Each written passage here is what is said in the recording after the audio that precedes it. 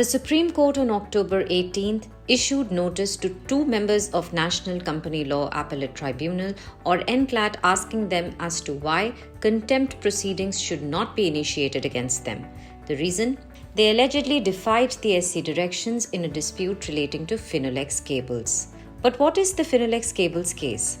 The matter pertains to an annual general meeting or AGM of Finolex Cables and the feud between cousins Prakash Chhabria and Deepak Chhabria over the company's control. The Supreme Court had on October 13th issued a status quo on the Finolex Cables AGM results, but the NCLAT went ahead and ruled that Deepak Chhabria would remain the chairman of Finolex Cables. Prakash Chhabria then filed a contempt petition, which the Supreme Court took into consideration. The Apex Court then asked the NCLAT chairperson to conduct an inquiry.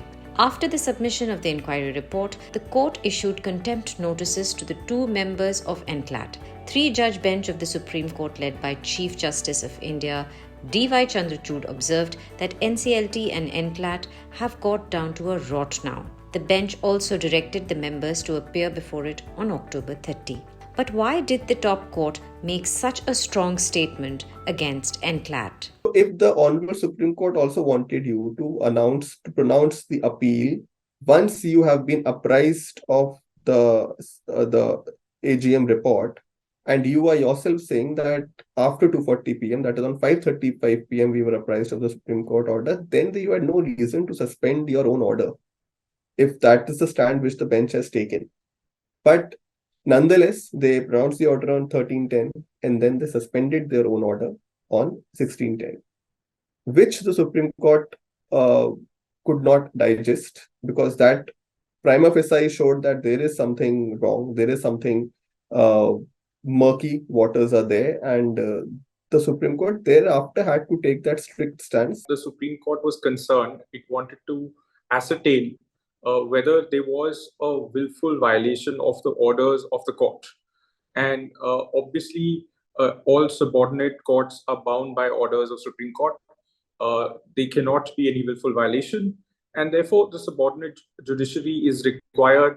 All courts and tribunals which are subordinate to Supreme Court are required to follow the authority of Supreme Court. I think that's broadly the legal principle which the Supreme Court wanted to make sure was being followed. And therefore, it asked for a report from the chairperson of NCLAT. So what can be done to set things right? There need to be a standard operating procedure. Not that we don't have SOPs in place, but especially for mentioning, we need to have a standard operating procedure, which to one extent should also be in an online format, that at least that would create a timestamp. Because so to say today that as a council, I conveyed that order, but there is no timestamp to it.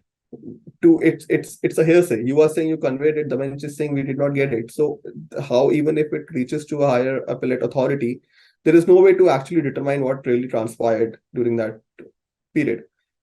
I believe if we can have a timestamp, we can have a online submission of applications for mentioning, especially in such cases, when there is a direction from the Honorable Supreme Court, that would be enough for the bench also to take care of it. Efficient and transparent resolution of corporate disputes and insolvency cases is crucial for a robust business environment. The allegations of rot and the issuance of contempt notices highlight the need for immediate reforms and accountability in these important institutions.